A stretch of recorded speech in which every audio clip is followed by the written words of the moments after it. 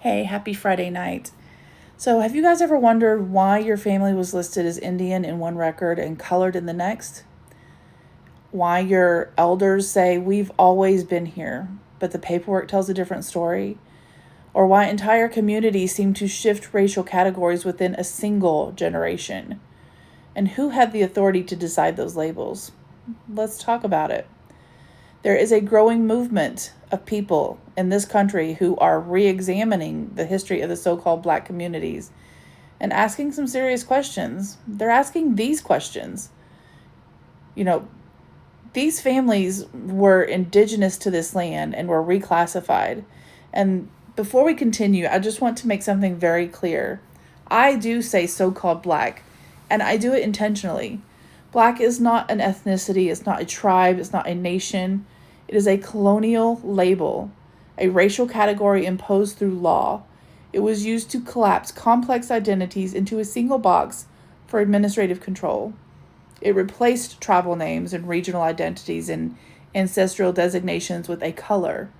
So that's why I say so-called black. So please don't come at me in my comments about that. Now let's continue. In early America, identity was not fixed the way it is today, okay? Census takers used terms like Indian, mulatto, and colored in ways that were inconsistent and often subjective. Race was not just a description, it was a legal status. And once race became law, it became tied directly to land. If you were recognized as Indian, you could be connected to territory and treaty obligations and community rights. But if you were classified as colored or black, you were placed into a different legal structure, one disconnected from indigenous land claims.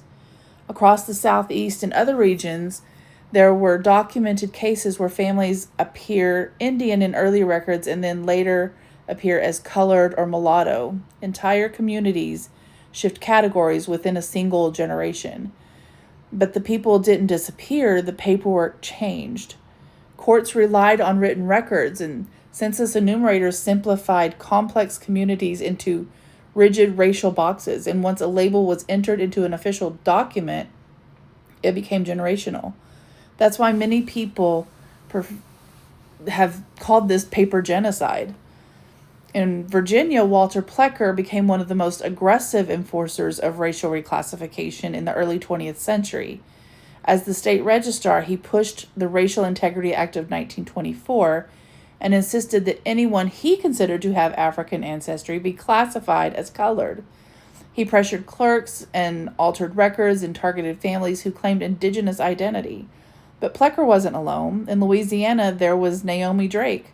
She served as the state vital records registrar for decades and reclassified thousands of birth certificates, often changing racial designations without family consent. Entire communities saw their official identity altered under her authority.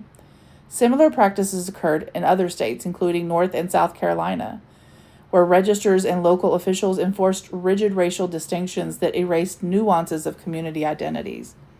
These actions reshaped generational identity. At the same time, indigenous nations were being confined to smaller territories, subjected to federal enrollment systems, and restricted by blood quantum policies, narrowing who could be officially recognized. So when people talk about the so-called black indigenous people of the land, they are pointing to communities whose ancestry, regional presence, and early records suggested deeper roots that predate the rigid racial structure imposed on them. They are examining census shifts, they are reviewing county records, and they are tracing surnames through multiple destinations. They're asking how many identities were administratively altered, and this is why genealogy matters, guys. You have to know where you come from. Knowing where you come from matters, and knowing your history matters. Understanding how identity was recorded and sometimes rewritten, it makes the biggest difference. Because when a government controls racial classification, it controls recognition. And when recognition is tied to land, rights, and belonging, changing a word can change a history. If you want to go deeper into the history, into the records, into the untold stories of America's indigenous people, you should check out the book Erased, The Untold Stories of America's Indigenous People.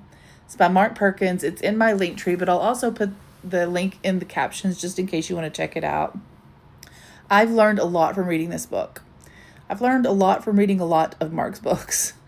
And if you're ready to begin tracing your own lineage and understanding how identity travels through documentations, you need to grab my book, Bloodlines and Belonging, because reclaiming identity starts with knowledge, and knowledge starts with asking the right questions. So this book is a step-by-step guide on how to do your genealogy. Now, if you need help, you can always reach out to me. I do help with genealogy, and if you want that kind of help, a one-on-one session, just hit me up in my DMs and I can let you have the 411. You guys have a great night, and I love y'all.